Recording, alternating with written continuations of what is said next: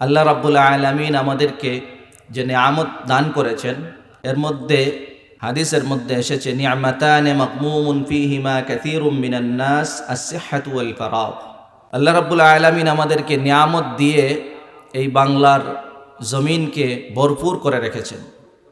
কোন কোন নিয়ামত আমরা পাই নাই, এরকম নিয়ামত আমাদের সামনে নাই।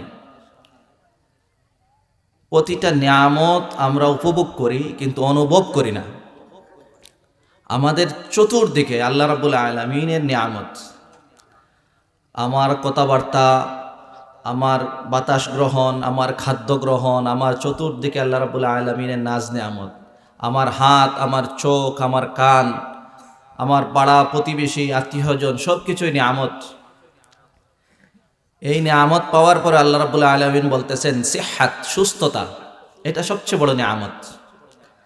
সুস্থ আছি বলে আজকে এখানে বসে কথা শুনতেছি, উলামায়ে কেরাম আলোচনা করতেছেন, আমরা শুনতে পাচ্ছি, শুধুমাত্র সুস্থতা। আরেকটা হচ্ছে ওয়াল ফারাগ, অবসর সময়।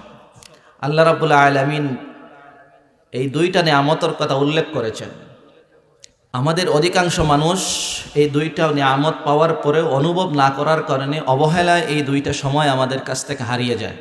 অবসর সময়, প্রচুর অবসর সময় এখন আমাদের হাত থেকে হারিয়ে যায়, নষ্ট হয়। কিন্তু এই সময় যদি আমরা একবার সুবহানাল্লাহ বলি, একবার সুবহানাল্লাহ বলি, একবার ইস্তিগফার পড়ি, একবার আলহামদুলিল্লাহ বলি, তাহলে আমার মাকাম আল্লাহ রাব্বুল আলামিনের কাছে অনেক বেড়ে যায়। একটাবার সুবহানাল্লাহ বললে জান্নাতে এমন একটি গাছ লাগানো হয় যে 500 বছর তেজদীপ্ত গুড়া এটার ছায়া শেষ করতে পারে না।